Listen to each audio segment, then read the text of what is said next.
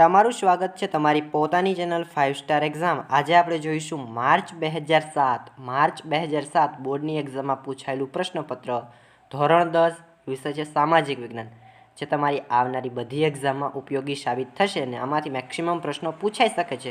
ભલે પ્રશ્નપત્ર અલગ છે પણ આ બધા પ્રશ્નો ઇમ્પોર્ટન્ટ છે, તમારી આવનારી એક્ઝામમાં પૂછાઈ શકે છે।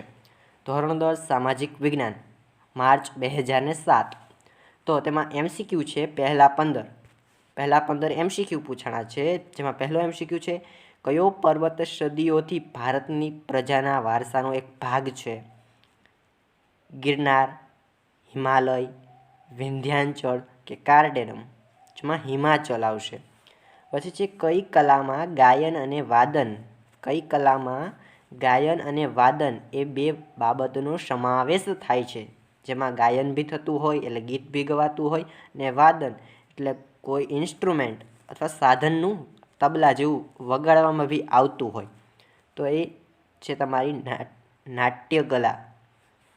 પછીનો ક્વેશ્ચન છે પ્રશ્ન નંબર 3, ધોળાવીરા ક્યાં આવેલું છે? તો ધોળાવીરા એ ભુજમાં આવેલું છે। પછીનો ક્વેશ્ચન છે પ્રશ્ન નંબર 4, ભાર વિનાનો પ્રસિદ્ધ ગ્રંથ કયો છે?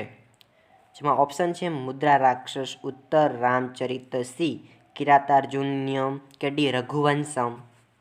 પછીનો ક્વેશ્ચન છે પ્રશ્ન નંબર 5, મેઘાલયમાં કયું ઉપવન આવેલું છે? એ ઓરન, બી લિંગદોહ, સી દેવરહતી કે ડી ઈરમગોવતાકાઉ। પછીનો ક્વેશ્ચન છે પ્રશ્ન નંબર 6, મોસ્ટ ઇમ્પોર્ટન્ટ છે, માર્ચ 2007માં પૂછાયેલો છે। કયા પ્રાણીનો શિકાર કરવો એ કાનૂની ગુનો છે? હરણ, ઊંટ, ગાય કે ઘોડો? પછીનો પ્રશ્ન નંબર 7, વન્ય પ્રાણી દિવસ કઈ તારીખે ઉજવવામાં આવે છે? 5 જૂન, 4 ઓક્ટોબર, 21 માર્ચ કે 29 ડિસેમ્બર? કાવેરી નદીમાંથી કઈ નહેરનું નિર્માણ થયું હતું? પૂર્વીય નહેર, ઇન્દિરા નહેર, નર્મદા નહેર કે ગ્રાઉન્ડ એનિકટ નહેર?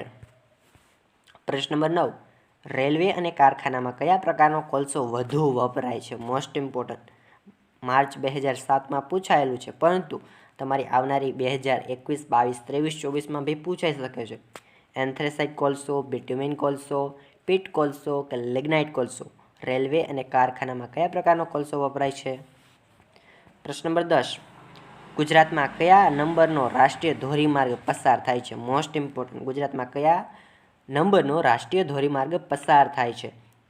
રાષ્ટ્રીય ધોરીમાર્ગ 35, 15, 10 કે 8? ઘણી વખત આ ક્વેશ્ચન પૂછાયેલો છે। ગુજરાતનું સૌથી મોટું રેલવે જંકશન કયું છે? તેમાં અમદાવાદ, વડોદરા, વિરમગામ કે મહેસાણા? પ્રશ્ન નંબર 12, વિશ્વ વ્યાપાર સંગઠનનું વડુ મથક ક્યાં આવેલું છે? વિશ્વ વ્યાપાર સંગઠનનું વડુ મથક, મોસ્ટ ઇમ્પોર્ટન્ટ, કેટલી વખત આ ક્વેશ્ચન પૂછાયેલો છે? આ ક્વેશ્ચન માર્ચ 2007 છે, પરંતુ આવનારી એક્ઝામમાં બી પૂછાઈ શકે છે। વિશ્વ વ્યાપાર સંગઠનનું વડુ મથક ન્યુયોર્ક, દિલ્હીમાં તો આવે જ નહીં, પેરિસ કે જીનીવા?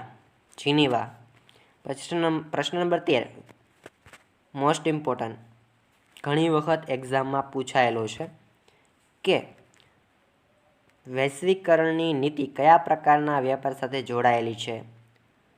તો એ વિદેશ નીતિ સાથે જોડાયેલી છે, પ્રાદેશિક સાથે જોડાયેલી છે કે આંતરિક સાથે જોડાયેલી છે કે સ્થાનિક સાથે જોડાયેલી છે? પ્રશ્ન નંબર 14, મોસ્ટ ઇમ્પોર્ટન્ટ, ઘણી વખત આ ક્વેશ્ચન પૂછાયેલો છે, કયા વર્ષને મહિલા વર્ષ તરીકે ઉજવવામાં આવે છે? મોસ્ટ ઇમ્પોર્ટન્ટ, કેટલી વખત પૂછાયેલો છે, મહિલા વર્ષ કયા વર્ષ તરીકે ઉજવવામાં આવે છે? 1990, 2002, 1975 કે 2001? પછીનો ક્વેશ્ચન છે, વિશ્વમાં સૌથી વધારે બાળમજૂર ક્યાં આવેલા છે? વિશ્વમાં સૌથી વધારે બાળમજૂર ક્યાં આવેલા છે? A Russia, B Pakistan, D America કે સી ભારત? A Russia. પછી વિભાગ બીમાં 1 માર્ક્સના ક્વેશ્ચન છે, જેમાં પ્રત્યેકનો 1 ગુણ રહેશે, જે તમારી આવનારી બધી એક્ઝામમાં ઉપયોગી સાબિત થશે, કારણ કે આ માર્ચ 2007નું પ્રશ્નપત્ર છે, એટલે આવનારી એક્ઝામમાં ઉપયોગી સાબિત થશે. ભારતનો સૌથી પ્રાચીન નિવાસી કોણ હતા? આર્યો. દુનિયાનો પ્રખ્યાત થઈ ચૂકેલા હીરાઓ કયા છે? કોહિનૂર હીરો. ગુજરાતમાં કયા 3 સ્તૂપો મળી આવેલા છે? સાંચીનો સ્તૂપ મધ્યપ્રદેશમાં આવેલો છે, પણ ગુજરાતમાં કયો સ્તૂપ આવેલો છે એ તમારે કોમેન્ટ કરવાની છે. પ્રશ્ન નંબર 19. પ્રાચીન ભારતનું સૌથી મોટું મંદિર કયું હતું? ખજુરાહોનું મંદિર, તમને ખબર જ છે. પ્રશ્ન નંબર 20. સ્વામી વિવેકાનંદે કયા શહેરમાં વિશ્વ ધર્મ પરિષદમાં હાજરી આપી હતી? અમેરિકાના શિકાગો શહેરમાં હાજરી આપી હતી, તમને ખબર જ છે. સ્વામી વિવેકાનંદે શિકાગો નામના શહેરમાં હાજરી આપી હતી. કર્ણાટક કયા પ્રદેશમાં કોફીનું પુષ્કળ ઉત્પાદન થાય છે? તમારે કોમેન્ટમાં લખવાનું છે. પ્રશ્ન નંબર 22. સંરક્ષિત જંગલો કોને કહેવામાં આવે છે? એની વ્યાખ્યા લખવાની છે. 1 માર્ક્સનો ક્વેશ્ચન. પ્રશ્ન નંબર 23. ઉનાળાના પાકને કયા નામે ઓળખવામાં આવે છે? રવિ પાક, ખરીફ પાક કે જાયદ પાક? તમારે કોમેન્ટ બોક્સમાં લખવાનું છે. 3 ઓપ્શન આપી દીધા, પણ ઓપ્શન આપે નહીં, તમારે સીધું જ લખવાનું છે. 1 માર્ક્સનો ક્વેશ્ચન. કૃષિ આધારિત ઉદ્યોગ કયા કયા છે? પ્રશ્ન નંબર 25. ગ્રાહક સુરક્ષા અધિકાર દિનની ઉજવણી વિશ્વમાં ક્યારે કરવામાં આવે છે? ગ્રાહક સુરક્ષા જન્મદાતા કોને માનવામાં આવે છે? પ્રશ્ન નંબર 28. ભારતના બંધારણના માન્ય મુખ્ય ભાષાઓ કેટલી છે? ભારતના કયા ધર્મ પાળતા લોકો વસે છે? મેક્સિમમ. આ ક્વેશ્ચન થોડોક ડિફરન્સ કહી શકાય. ભારતમાં બધા ધર્મના લોકો રહે છે, પરંતુ મેક્સિમમ હિન્દુ છે, પછી અનુક્રમે બીજા ઘણા ધર્મો છે. પ્રશ્ન નંબર 30. એશિયામાં સૌથી ઓછો ભ્રષ્ટાચારી દેશ કયો છે? 1 માર્ક્સનો ક્વેશ્ચન. હવે 2 માર્ક્સના ક્વેશ્ચન છે. માર્ચ 2007નું પ્રશ્નપત્ર છે, જે તમારી આવનારી બધી એક્ઝામમાં ઉપયોગી સાબિત થશે. પ્રશ્ન નંબર 31. નિષાદ પ્રજાની શારીરિક વિશેષતાઓ કઈ છે? શાસ્ત્રીય નૃત્ય કલાના મુખ્ય કેટલા પ્રકાર છે અને કયા કયા? એની અથવામાં છે ભારતની એક કલા તરીકે માટીકામનો પરિચય આપો. પછી છે પ્રશ્ન નંબર 33. ઇલોરાની ગુફાઓ વિશે ટૂંકમાં માહિતી આપો. ઇલોરા એટલે 31 એમાં ટોટલ ગુફા હોય છે, અને એવું બધું તમારે 2 માર્ક્સમાં લખવાનું છે. ઇલોરાની ગુફા ક્યાં આવેલી છે? પ્રશ્ન નંબર 34. આપણા વારસાના જતન માટે નાગરિકો શું કરી શકે? જમીનના કેટલા પ્રકાર છે અને કયા કયા? Most important question. માર્ચ 2007માં પૂછાયેલું છે, પરંતુ આવનારી બધી એક્ઝામમાં આ ક્વેશ્ચન પૂછાઈ શકે છે. જમીનના 8 પ્રકાર છે, એ તમને ખબર જ છે કયા કયા. પછી સઘન ખેતી કોને કહેવામાં આવે છે? 2 માર્ક્સનો ક્વેશ્ચન. પ્રશ્ન નંબર 37. જળ પ્લાવિત ક્ષેત્ર એટલે શું? મેંગેનીઝનો ઉપયોગ જણાવો. Most important. એની અથવામાં છે અબરખનો ઉપયોગ જણાવો. એ બી ઘણી વખત પૂછાયેલું છે. પછી છે પ્રશ્ન નંબર 38. બજાર પદ્ધતિના માત્ર 2 લક્ષણો જણાવો. ભારતમાં ઉદારીકરણની ટૂંકમાં માહિતી આપો. સામ્રાજ્યવાદી પદ્ધતિની ખામી કઈ કઈ છે એ સમજાવો. પછીનો ક્વેશ્ચન છે પ્રશ્ન નંબર 41. નક્સલવાદ ભારતમાં કયા કયા રાજ્યોમાં જોવા મળે છે? તો જે ભારતમાં ઉપલા બધા જમ્મુ કાશ્મીર વાળા દેશમાં જોવા મળે છે. પ્રશ્ન નંબર 42. સામાજિક વિકાસમાં શાળાઓનો ફાળો શું છે? તમારા શબ્દમાં લખો.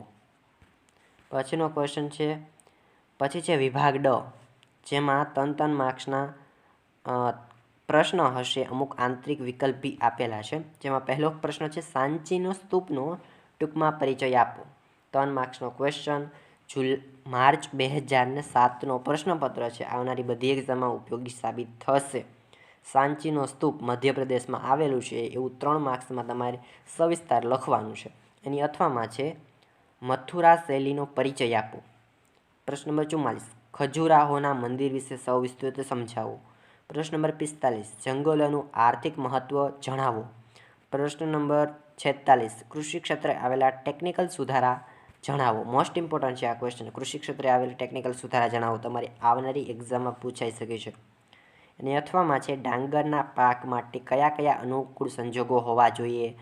ભારતમાં વધુ પકવતા આ ડાંગર વધુ પકવતા રાજ્યો કયા છે એ લખો. ડાંગરના પાક માટે અનુકૂળ સંજોગો જણાવી ભારતમાં વધુ પકવતા રાજ્યોના નામ લખો. મોસ્ટ ઇમ્પોર્ટન્ટ છે, આ બી ઘણી વખત પૂછાયેલો છે.